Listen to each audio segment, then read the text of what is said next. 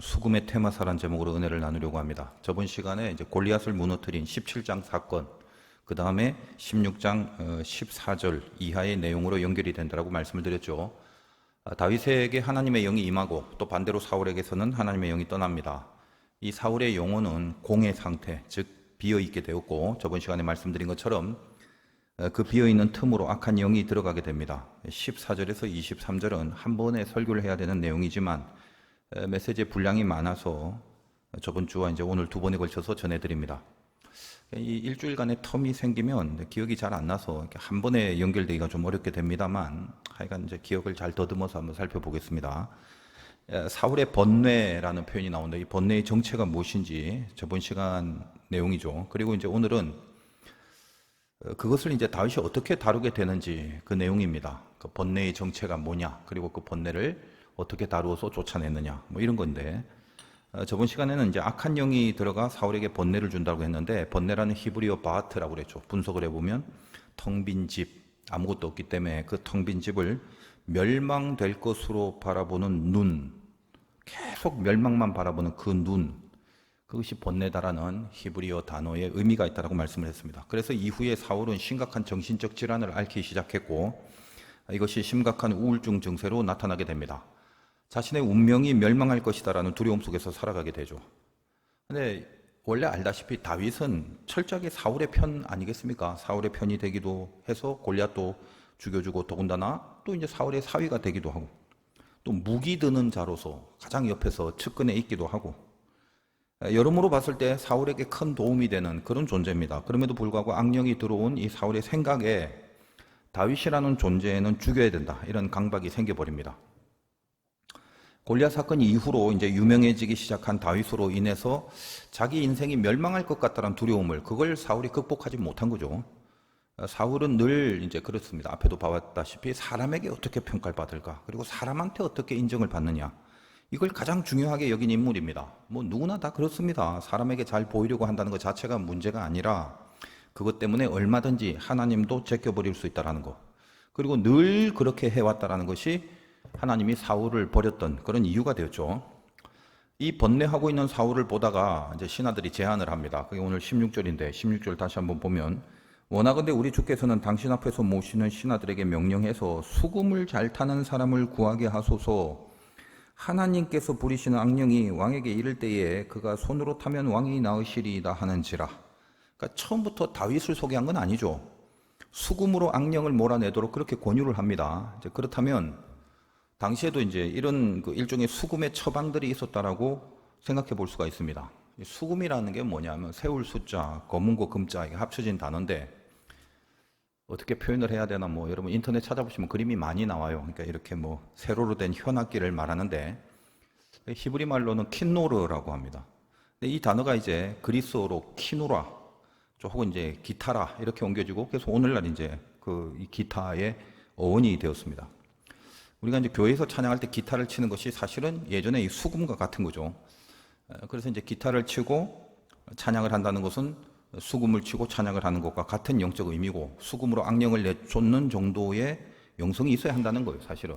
근데 이제 요즘은 교회에서 거의 다 이제 기타를 사용해서 찬양을 많이 하는데, 성경적인 전통이 있는 겁니다. 다만 이제 다윗 정도로 잘해야, 그래야 이제 은혜가 있다는 말이죠. 예전에 제가 섬기던 그 교회 청년들이 이렇게 나와서 찬양을 인도하는데, 이상하게 듣기가 싫은 거예요. 가만히 제가 들어보니까 저도 이제 음악에 관심이 있고, 저도 이제 악기 같은 걸 좀 아니까, 기타 줄이 조율이 안 된 걸로 그렇게 연주를 하니까 소리가 화음이 안 되고 단부질서해집니다. 그렇게 되면 오히려 이제 영성에 방해가 되는 거거든요. 그래서 이제 나중에 물어봤어요. 줄이 조율이 안 된 걸 모르냐 했더니 안 돼요. 그래서 그럼 아는데 왜 그렇게 치냐 했더니 줄을 맞출 줄 모른대요. 그래서 더 이상 말을 안 했는데, 그런 수준이면 기타를 치면 안 되는 거죠. 그러니까 잘못하고 좀 부족하고 이건 괜찮은데, 가장 기본적이 안 되는 수준에서 뭔가를 한다는 거는 영육간에 민폐를 끼치게 될 뿐입니다. 근데 이상하게 다 이제 은혜로 치부해 버리면 됩니다만, 꼭 그 교회에서 하는 모든 것들이 세상에는 있을 수 없는, 그러니까 수준 자체가 기본적인 게 아예 안 되는데도 뭘 하려고 하는 조짐들이 이상하게 교회에는 많아요. 그래서 그것이 은혜로 승화가 되면 아름답습니다만, 그렇지 못할 때는 굉장한 그 민폐가 되는 경우가 굉장히 많다라는 거예요. 근데 이제 특별히 이 찬양과 음악에 대해서는 우리가 조금 이해를 해야 됩니다. 어떤 일, 사역, 뭐 헌신 이런 거는 좀 모자라고 부족해도 하나님 앞에 중심을 갖고 있으면 되는데 찬양은 좀 이게 개념이 달라요. 그러니까 좀 이따가 이제 설명을 다시 드리겠습니다만 그 믿음의 영역 안에 들어와서 음악이 그 믿음과 신앙으로 활용이 될 때는 이게 거기서 가장 중요한 게 뭐냐면 그때는 열심, 중심 이전에 그것도 중요합니다만 기본적으로 이게 된 다음에 열심과 중심이 있어야 되는데 그게 뭐냐? 음정입니다. 음정. 그러니까 노래를 못 불러도 그러니까 목소리가 안 좋아도 음은 맞아야 된다는 거예요. 왜 그러냐면 음이라는 것이 질서를 말하는 거고 이 뮤직 테라피, 음악 치료의 가장 밑바닥 뿌리에는 이 질서와 조화의 힘으로 무질서와 일그러진 것들을 바로 맞춘다는 그런 개념이 있기 때문에 그렇습니다. 0점, 남자분도 알겠지만 0점 조준이 안 된 상황에서 총으로 아무리 겨냥을 해서 쏴봤자 절대 맞지 않는 거죠. 그런 것 같다는 거예요. 우리가 이제 잘 알고 있는 갈릴리 호수라는 것이 얼마나 많이 나옵니까? 근데 그것이 수금이라는 이런 악기와 밀접한 관계가 있습니다. 이 갈릴리 호수를 위에서 이렇게 바라보면 마치 수금의 모습과 유사합니다. 수금이란 게 이렇게 약간 뭐라고 해야 되니까 항아리처럼 이렇게 됐고 가운데 이제 줄이 있는 그런 그 하프의 일종인데 그렇게 생겼다 이 말이죠. 근데 이제 성경이 말하는 이 다윗의 수금은 아까 말씀드린 것처럼 킨노르라고 하는데 하프와는 좀 다르긴 합니다. 근데 하프 종류 가운데 있어요. 하여간 이 킨노르의 모습과 이 갈릴리 호수가 유사하게 생겼다고 해서 구약 시대에는 이 갈릴리 호수를 뭐라고 했냐면 긴네렛 호수 그렇게 불렀습니다. 실제로 민수기나 여호수아를 찾아보면 긴네렛 호수라고 표현이 돼 있어요. 그 갈릴리 호수를 말하는 거거든요. 그러다가 이제 신약 시대에 와서 이 긴네렛이라는 발음이 게네사렛으로 변형이 됩니다. 그래서 우리가 뭐 신약 성경 많이 읽다 보면 게네사렛 호수라는 말을 많이 하는데 그게 결국은 뭐다? 갈릴리 호수를 말하는 거죠. 그리고 이제 갈릴리 호수라는 말은 신약 시대에 그쪽 지방의 이름이 갈릴리예요. 그래서 그 지방의 이름을 따서 그 호수를 갈릴리 호수라고 그렇게 하는 건데 이제 나중에 로마 황제 중에 티베리우스가 황제로 있을 때 그 지역, 그 도시를 티베리우스에게 헌정을 했다. 그런 차원에서 황제 이름을 본따서 그 갈릴리 호수 이름을 티베리우스 호수, 디베리아 호수 이렇게 불렀습니다. 그러니까 이제 결국 성경에서 읽다 보면 구약부터 신약까지 뭐 긴네렛 호수, 게네사렛 호수, 갈릴리 호수, 디베리아 호수 이거 전부 다 같은 호수입니다. 갈릴리 호수를 말하는 거예요. 이 성경에 수금이라는 악기 이름이 많이 나와서 익숙하긴 한데 그 수금이 전해주는 그 수금을 통해서 의미를 주려는 메시지는 사실 교인들이 거의 다 모릅니다. 그래서 이번에 한번 잘 새겨놓기를 바라는데 이 수금이란 히브리어 킨노르의 알파벳이 4개입니다. 카프, 눈, 바브, 레시 이런 알파벳인데 히브리어 단어가 그 알파벳마다 고유의 의미가 있다고 말씀을 드렸죠. 그런데 그렇다고 해서 그 고유의 의미를 무조건 절대적으로 끼워 맞추듯이 해서 모든 히브리어 단어를 그 알파벳 의미로만 파악하려고 하는 것은 무리가 있습니다. 그러나 어느 정도 그 생내적인 영적 의미를 갖고 있는 글자인지라 적정선에서 반영을 하는 것은 의미가 있고 그건 나쁘지 않습니다. 다만 그걸 반영시키는 사람이 그 단어들을 해석해주는 그 주체가 뭐 이단이라든지 혹은 좀 이상한 사람이 아니어야 되겠죠. 이 키노르라는 단어를 분석해보면 네 글자라고 되어 있다고 했죠. 카프라는 말은 손바닥입니다. 원래 고유의 의미가. 그리고 눈은 생명이란 뜻이 있어요. 그리고 이 바브는 못, 연결하다. 제가 뭐 여러 번 말씀드린 내용 중에 하나입니다만 레쉬라는 말은 최고의 통치자, 우두머리 이런 것을 말합니다. 그래서 이 네 글자의 의미를 이렇게 종합을 해보면 생명을 붙드는 손으로 최고의 통치자와 바보 연결시킨다 이런 뜻이 되는 거예요.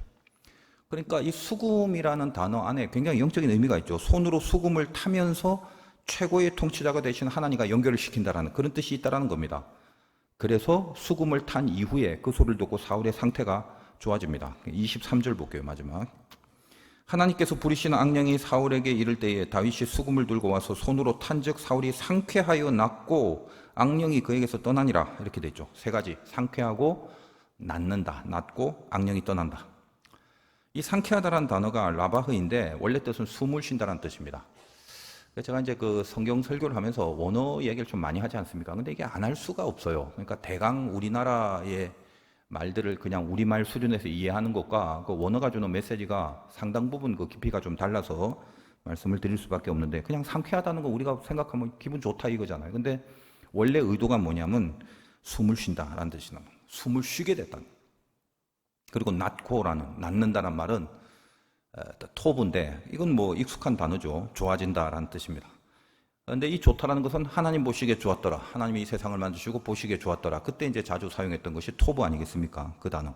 그러니까 원래 하나님이 보시기에 좋았던 그 창조의 상태로 돌아왔다라는 뜻입니다. 그리고 이제 악령이 떠난다라고 할 때 떠난다는 히브리어는 이제 사르인데 방향을 돌린다는 뜻이에요. 그러니까 사라져서 없어지는 게 아니라 이렇게 갔다가 방향을 돌려서 살짝 옆으로 빗나가다. 그럼 어떻게 된다? 또 다시 돌아올 수 있다라는 거죠. 이런 개념입니다. 상쾌하고 낫고 악령이 떠났다. 이런 개념들을 종합해서 볼 때 저번 시간에 악령이 들어오는 핵심적인 이유가 뭐였죠? 안에 주인이 없는 그 빈 공간의 상태가 되어버린 소치다. 이렇게 말씀을 드렸습니다. 주인이 있어야 질서를 잡힐 것인데 주인이 없어져 버린 세계에는 당연히 질서가 없이 무질서가 생겨질 수밖에 없죠. 이 온 우주의 불변의 진리가 엔트로피라는 것인데, 그 엔트로피는 무질서를 말합니다. 그러니까 이 세상의 존재의 본성이 그러합니다. 무질서. 이런 뭐 유리잔에 이렇게 맑은 물에 검은 잉크를 하나 딱 떨어뜨린다면 어떻게 되겠어요? 혼자서 그 잉크가 뭐 예를 들면 이 안에서 동그라미로 만들어진다든지 아니면 이쁘게 생긴 별 모양으로 만들어진다든지 뭐 정육면체가 만들어진다든지 그럴 리는 절대 없죠. 그런 식으로 질서 있는 쪽으로 만들어지지 않습니다. 잉크를 떨어뜨리고 시간이 지날수록 자꾸 퍼지죠. 무질서하게 퍼질 뿐입니다. 그것이 이 세상을 규정하는 법칙입니다. 엔트로피라는 것이. 그래서 이 무질서는 어떻게 질서를 잡냐? 내버려두면 무질서밖에 안 되기 때문에 제3의 힘이 개입하지 않으면 절대로 질서화되지 않습니다. 이것이 그 유명한 엔트로피 법칙이죠. 우리 영혼도 마찬가지예요. 늘 말씀드립니다만 우리는 내버려두면 각기 제 길로 간다. 그래서 무질서하게 흐트러져 버린다는 거예요. 제3의 힘이 나에게 적용이 되어야 한다는 말입니다.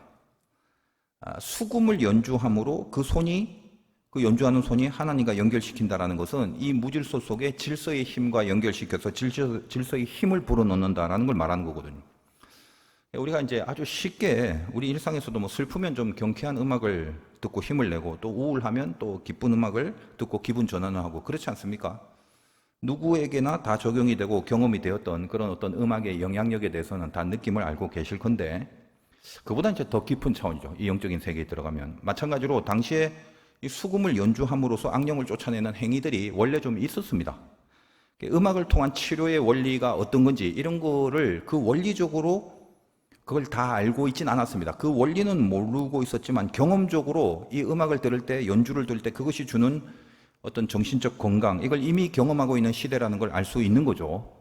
그래서 다윗에게도 그런 것을 권유한 것입니다. 다윗의 시대는 기원전 한 1000년, BC 1000년 정도의 시대인데 이미 그때도 음악적인 치유가 이제 경험적으로 시행이 되고 있었던 시대였다라는 거예요. 그런데 이제 이후에 세월이 흘러서 기원전 500년 정도쯤에 여러분이 한 번씩 들어봤던 피타고라스라는 사람에 의해서 바로 이런 지금까지 쭉 음악적 치유의 그 경험들이 그 경험으로만 끝나는 게 아니라 그 음악적 치유의 이론적 기반이 그때 마련되었습니다.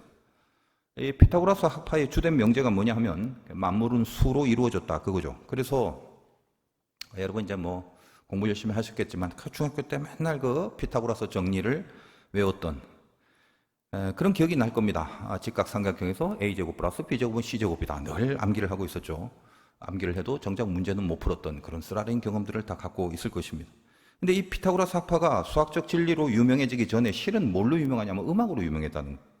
그러니까 우리가 알고 있는 음악의 음정이라는 게 그렇잖아요. 도레미파솔라시도 음정이 있는데 그 음정의 사이사이를 숫자적인 비율로 해석을 해서 화음의 이론을 만들었던 역사적으로 유명한 학파였습니다. 우리 뭐 성가대에서도 우리 기독교는 이제 성가, 찬양, 음악과 밀접한 관계가 있지 않습니까? 화음을 소프라노, 엘토, 테너, 베이스 해서 그 화음으로 찬양을 합니다. 그러니까 그 음악의 화음을 수학적인 비율로 설명을 해낸 사람이다라는 거예요. 화음이 들어가서 합창이 되는 거죠. 이 피타고라스가 한 번은 대장간을 지나가는데 망치를 두드리는 소리를 듣고 여기저기 망치를 쾅쾅거리는 소리를 들었는데 갑자기 들어보니까 왠지 이 소리가 조화가 되는 거예요. 그래서 망치의 무게를 조사했는데 아름다운 그 조화가 되는 그 소리를 만들어내는 망치의 무게 사이에 어떤 정확한 정수의 비율이 있다는 거예요. 이 무게는 때리면 요 정도 소리가 나는데 요거보다 더 가벼운 요 정도로 때리면 요런 소리가 난다. 근데 이 소리가 기가 막히게 조화가 되는구나. 이런 걸 이제 알게 됩니다. 그래서 이걸 응용해서 줄 하나에 받침대를 하나 세워서 실험용 악기를 하나 만듭니다. 현악기를 모노코드라고 그러는데 그걸 이제 하나밖에 없다 해서 외현금이라고 하죠. 그래서 길이가 짧으면 높은 소리가 나고 길이가 길면 낮은 소리가 난다. 이런 걸 알고 가장 편안한 소리를 이 줄의 길이의 비율에 따라서 그렇게 들리는 편안함이 있다는 걸 알고 이제 팔도 음정. 우리가 이제 팔도라면 도레미파솔라시도 아닙니까? 이런 음정이 있지 않아요. 도레미파라는 그 이름 자체는 나중에 후대에 붙여진 이름이지만 그 음정의 속성을 이제 발견한 것이 피타고라스입니다. 그래서 뭐 예를 들면 뭐 2배, 즉 1대2의 비율이다. 그러면 이제 한 옥타브가 되는 거죠. 피아노의 가장 낮은 도와 높은 한 옥타브의 도를 같이 때리면 분명히 다른 음인데도 불구하고 이 두 가지가 듣는 사람으로 하여금 분명히 다른 자리인데도 하나의 화음처럼 안에서 뭔가 어긋나거나 삐딱한, 삐뚤어진 느낌이 안 드는 겁니다. 약간 한 옥타브의 비율이고, 예를 들면 또 2대3의 비율로 한다면 줄의 길이를 3분의 2로 이렇게 줄여서 그때 튕기면 화음상을 완전 오도라고 하는데, 예를 들면 도에서 도와 솔 이 사이 이 5도 정도를 같이 때리면 이것도 이제 조화를 이루게 된 거죠. 도, 솔 사이가. 그런 거. 그러니까 여러분 이제 뭐 이런 얘기를 조금 좀 구체적으로 드린 이유는 찬양 맨날 부르고 맨날 사부눈표 보고 그 사부로 된 화음의 찬양 성가집을 늘 보잖아요. 그래서 성가대 찬양할 때 예를 들면 도나 솔을 같이 내면 우리가 이걸 들을 때 안에서 화음이 느끼죠. 그 질서를 느끼게 되는 거예요. 그래서 이제 피타고라스도 사람이 병이 드는 그 이유를 내 안에 영혼의 그 조화가 깨진 것, 무질서로 보는 겁니다. 그래서 가장 원초적인 그 질서를 나타내주는 음악을 들으면 조화가 이루어지고 그 질서의 힘이 무질서하고 파괴된 영혼에 치유를 준다. 이렇게 여겼어요. 그래서 피타고라스 학파는 밤낮으로, 매일 밤낮으로 음악 치료라는 걸 의무적으로 시행을 했었습니다. 실제로 어떤 한 젊은이가 실연의 상처로 술에 취해갖고 막 연인의 집에 불을 지르겠다라고 광기를 부리는 그런 젊은이에게 악사로 하여금 쟤한테 차분한 풍의 그런 음악을 연주해라. 그래서 그 연주를 시키게 함으로 그 음악을 듣고 광기를 죽이게 했다라는 이런 실화들이 상당히 많이 전해지고 있다는 것입니다. 찬양이 음악으로 표현되는 것이 찬송가 아니겠습니까? 그래서 찬송이 주는 능력 중에 하나가 뭐냐면 그 가장 원초적인 질서의 그 파동을 전달받기 때문에 내 안에서 일그러진 영혼의 치유들이 일어나게 된다는 거예요.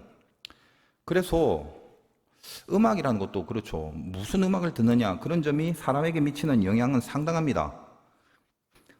다윗 안에 앞에서 뭐라고 그랬죠? 사울은 영이 떠나고 다윗은 하나님의 영이 임했다고 그랬죠. 다윗 안에는 하나님의 영이 임해 있습니다. 그리고 이 다윗 안에 있는 하나님의 영이 움직이면서 그 파동이 수금을 통해서 전달되는 거예요. 예를 들면 저 피아노에서 어떤 뭐 솔음을 탁 하고 치면 그 옆에 바이올린이나 첼로 같은 게 있으면 그 현 중에 그 솔의 음자리가 아주 파르르 이렇게 파동을 따라 움직이게 됩니다. 물론 이제 예민하고 민감한 부분이죠. 그거는 미세합니다. 그래서 우리 눈엔 잘 보이지 않습니다만 같이 움직이고 있는 건 분명합니다. 그걸 화미라고 그랬죠. 그러니까 찬양이라는 건 안에서 임재가 있을 때 그 하나님의 임재를 이렇게 파동을 소리로 전달하는 거예요. 그래서 그 영적인 파동을 전달받고 듣는 이들의 심금을 울리게 되는 거죠. 그래서 하나님의 이 속성이 파동으로 전달이 되면 그 내 안에 있는 이제 무질서들이 물러나게 되고 질서가 잡혀지는 것인데 그것이 일종의 찬양의 힘의 원리적인 모습이다라고 이해를 하시면 됩니다. 그리하여 수금을 잘 타는 사람을 구하라라고 하는데 이미 다윗의 실상이 이미 정도 그 앞에 저번 시간에 설명했습니다만 골리앗과의 싸움이 먼저 일어난 사건이라고 그랬죠. 그래서 이 다윗의 존재가 어느 정도 드러나진 상황에서 하나님의 깊은 섭리까지 개입을 하게 됩니다. 그 많은 사람들 중에 딱히 다윗이 후보에 오르죠. 추천합니다. 다윗이 무슨 뭐 수금 콩쿨 대회 이런 데서 대상을 받은 사람도 아닌데 수금을 연주할 사람으로 다윗이 추천되고 있다는 사실입니다. 이것도 섭리죠. 18절 보겠습니다. 소년 중 한 사람이 대답하여 이르되 내가 베들레헴 사람 이새의 아들을 본즉 수금을 탈 줄 알고 용기와 무용과 구변이 있는 준수한 자라 여호와께서 그와 함께 계시더이다 하더라.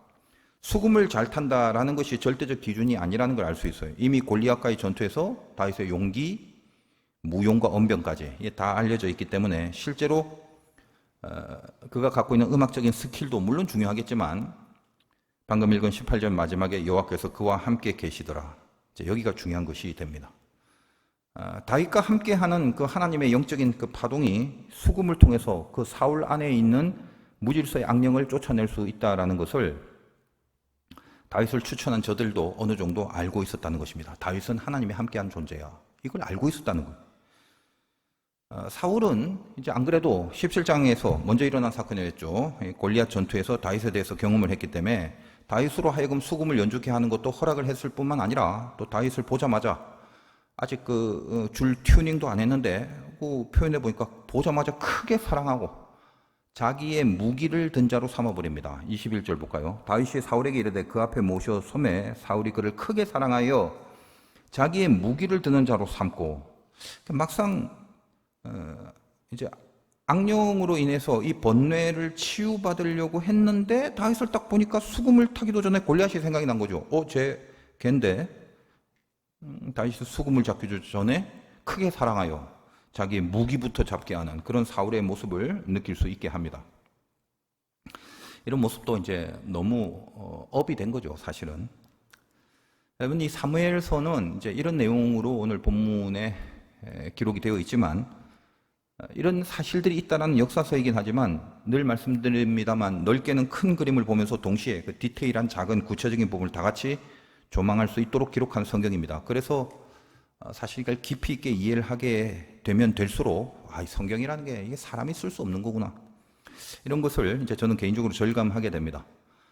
사울과 다윗의 이 만남을 통해서 이제 조금은 더 이 넓은 그림을 한번 보면서 이해할 필요가 있는데 그 넓은 그림, 큰 그림이라는 건 항상 어떤 거냐면 구원이죠. 구원과 동시에 그 구원을 위해서 이 땅에 오신 예수 그리스도, 이 메시아를 가리키고 있다는 것을 우리는 이 사무엘서의 아주 디테일하고 구체적인 작은 사건들을 통해서라도 그 가장 중요한 메시지를 느낄 수 있고 그 실루엣이 반영되고 있다는 것을 여러 번 사실은 살펴본 바입니다. 오늘 본문도 아주 깊은 내용이 있지만 이제 간단하게만 살펴보겠는데 여기서도 구원의 메시지가 무엇인지를 잘 붙들 수 있어야 할 것입니다. 예를 들면 20절 같은 데를 한번 보시면 이새가 다윗의 아버지죠. 떡과 한 가죽 부대 포도주와 염소 새끼를 나귀에 실리고 그의 아들 다윗을 시켜 사울에게 보내니라고 되어 있습니다. 왕이 부르니까 뭐 선물 하나 갖고 가야 되겠죠. 떡과 포도주와 염소 새끼를 가져다 줍니다. 일반적인 통념상 뭐 선물 갖다 주는 건 좋은데 떡과 포도주, 염소 새끼 당시에는 선물이 보통 이런 걸로 대변됐는가 뭐 그럴 수도 있겠죠. 그런데 이 선물이라는 것 속에 들어가 있는 이 다윗의 실루엣이 나타나지 않습니까? 여러분, 떡과 포도주라는 것은 신약으로 와서는 예수님의 살과 피를 상징하는 것이고 염소 새끼라는 건 다른 가축 중에 염소 새끼는 특별히 구약 제사일 때 아사셀의 희생 염소를 말하고 있습니다. 어떤 거죠? 염소의 머리에 안수해서 백성의 죄를 거기다 다 덮어 씌우고 광야로 내쫓아 버리는 아사셀 염소를 알고 있을 것입니다. 이걸 갖고 다윗이 들어갑니다. 이 다윗의 배경에 떡과 포도주와 염소가 있다라는 사실이 시사하는 바가 깊이가 있는 메시지가 되는 거죠. 사울 앞에서 수금으로 연주하는 다윗은 사울에게서 떠나가 버린 악령들을 흡수해서 마치 아사셀과의 모습을 연상시키고 있다는 것입니다. 일시적으로 사울에게 치유가 일어났지만 그 사울 안에 있는 번뇌들이 그 시기, 질투, 그 증오, 불안, 두려움 이런 것들이 다윗을 향한 증오로 바뀌어버리는 거죠. 그래서 여러분 잘 생각해 보시면 수금을 타서 상쾌하게 해주는 다윗에게 무슨 죄가 있겠습니까? 근데 나중에 보시면 알겠지만 또 어떤 사건이 나옵니까? 뒤에 가면 수금을 연주하는 다윗을 향해서 갑자기 죽여야 된다고 사울이 창을 던져버립니다. 그리고 다윗은 나중에 정말 이 사울 때문에 그렇게 이 사울의 모든 악한 것들을 대신 수금을 타면서 연주해주고 치유해주고 그 죄들을 어떻게 보면 다윗은 흡수하는 그런 모습일 수밖에 없는 게 나중에 정말 사울 때문에 광야로 쫓겨나 버립니다. 그 광야를 성경은 엔게디라고 하는데 이 엔게디 사막 얼마나 많이 들어봤습니까? 엔게디라는 뜻은 에는 샘 혹은 운물이란 뜻이고 이 겐디라는 말이 염소 새끼란 뜻이에요. 그러니까 이 다윗이 정말 이 모든 일정 속에서 메시아 대신해서 죽으신 아사셀 염소의 그런 모습들이 이미 여기서부터 성경이 우리에게 가르쳐주고 계속 그 모습을 보여주고 있다는 사실이에요. 그래서 성경은 다윗이 사울을 향해서 수금을 연주해서 악령을 쫓아낸 사건은 팩트지만 그 사건을 통해서 단지 다윗이 사울에게 도움이 되었단다라는 그 사실을 알려주는 차원보다도 더 깊고 진한 메시지를 주고 있습니다. 한 시대의 죄를 대신 짊어지고 광야로 들어가는 그 메시아의 실루엣을 선보이는 메시지를 주고 있다라는 것입니다. 구원이 뭔가를 이미 가르쳐주고 있는 그런 깊은 메시지들이 도처에 있는 거죠. 오늘 이 말씀을 통해서 우리가 어떤 것을 한번 생각해 봐야 되겠습니다. 우리도 마치 이 사울처럼 악령이 들어올 수 있습니다. 그래서 번뇌를 만듭니다. 여러분 안에 번뇌가 있다면 악한 기운이 우리 안에 들어온 거죠. 악한 기운이 들어왔다는 것은 내 안에 있는 성령으로 채워지지 않은 빈 곳이 있기 때문에 들어올 수밖에 없는 거고, 저를 비롯해서 모든 예수 믿는 사람들은 항상 이런 악령이 들어오는 경우를 당하는 경우가 분명히 있을 수밖에 없습니다. 이 번뇌는 바하트라고 했죠. 내 눈이 텅 빈 상태에서 멸망만 바라보고 있다. 여러분 혹시 그런 삶을 살고 있진 않으십니까? 혹은 그런 경험을 하고 있진 않습니까? 아니면 지금 상태는 어떻습니까? 내 눈이 텅 빈 상태에서 멸망만 바라보고 있다. 그래서 사울처럼 그 모든 멸망의 원인을 자기가 비어있다라는 자기의 이 빈 상태에서 발견하려고 하지 않고 어떤 사람, 어떤 사건, 거기에 꽂히게 해서 모든 타켓을 자기 외의 것으로 목표화하여 모든 타켓을 자기 외의 것으로 삼아버리게 됩니다. 그러다가 그래서 다윗을 쫓아다녔고, 그러다가 혹시라도 그 대상마저도 다 사라져버리게 될 때 결국은 스스로 자기 자멸의 극한 선택과 판단을 해버리기도 합니다. 무서운 거다 이 말이에요. 마귀는 우리를 그렇게 속이죠. 절대 안에 빈 것이 아닌데 우리의 운명이라는 게 멸망일 수가 없는데 그런 착각을 끝까지 주장하고 절대로 그 생각을 바꾸지 않게 합니다. 여기서 우리가 살아나는 방법은 뭐다? 하나님의 파동이 이 예수 그리스도를 타고 들어오는 것밖에 없는 겁니다. 왜 기도하러 왔습니까? 이 기도가 바로 수금을 연주하는 효과와 동일하다는 거예요. 상쾌하고 낮고 악령이 떠나는 겁니다. 다른 말로 숨이 들어가고, 기도를 통해서 하나님의 숨이 들어가고 보시기에 좋았다라는 선포가 내 안에 주어집니다. 여러분들이 당하는 것들이 있을 건데 그 당하는 모든 것들을 하나님이 하나님 보시기에 좋게 만든다고 하십니다. 기도를 통해서 그 확신을 갖게 되는 거예요. 그리고 악령이 떠나고, 내 안에 하나님의 숨으로 채워지지 않으면 여러분이 별짓을 다 하고 별 생각을 다 해도요, 결코 어둠과 공허와 허무와 원망, 비관, 낙담, 핑계, 남 탓의 굴레를 벗어날 수 없습니다. 탓할 자를 자꾸 찾게 되고, 나 외에 다른 것 때문이라고, 그것 때문이라는 핑계를 찾는 일에 몰두하게 될 뿐입니다. 그래서 어떻게? 여러분 기도를 통해서 하나님의 숨을 내쉬어야 됩니다. 내 안에 성령이 충만히 채워줘서, 호흡이죠. 빨아들이는 호흡. 성령이 충만히 채워줘서 내 안이 빈 곳이 아니다라는 것을 지키고 주장할 수 있어야 돼요. 그리고 내가 당한 모든 것이 결국은 하나님 보시기에 좋은 것이 된다라는 분명한 확신이 그 숨을 통해서 내 안에 들어와야 된다라는 거예요. 내가 당한 그 일 때문에 내가 죽는 일이 생기는 게 아니라 그것 때문에 나는 하나님 안에서 진짜 살게 된다. 이걸 깨닫게 되는 거예요. 그 숨이 들어와서 하나님 보시기에 좋게 만든다라는 것에 대한 각성과 깨달음과 인정이 내 안에 불처럼 일어나는 것입니다. 기도를 계속하고 있으면 모든 것은 보시기에 좋은 걸로 그렇게 바뀌게 됩니다. 못 믿겠다고요? 여전히 창을 들고 찔러 죽이고 싶다고요? 여러분을 위해서 대신 죽으신 주님을 믿는다면, 그래서 여러분은 이 자리에 나와 있지 않습니까? 예수 안 믿으려면 이 자리에 왜 나와 있어요? 그 예수가 어떤 분이라고요? 여러분을 위해서 대신 죽으신 그 주님, 그 주님을 믿는다면, 아사셀과 같이 대신 죽으신 그 주님을 오늘 기도를 통해서 가슴에 새기신다면, 그렇게 해놓고도 우리를 멸절케 하실 하나님이 절대 아님을 알겠죠. 어떤 일이라도 보시기에 좋았더라라고 하나님 보시기에 좋은 것으로 반드시 바꾸어 주실 그 하나님임을 다시 한번 선명하게 믿게 되는 그 은혜가 기도 속에 있으실 것입니다. 오늘도 기도 중에 상쾌하여 낫게 되는 능력이 임하시길 주님의 이름으로 축원드립니다.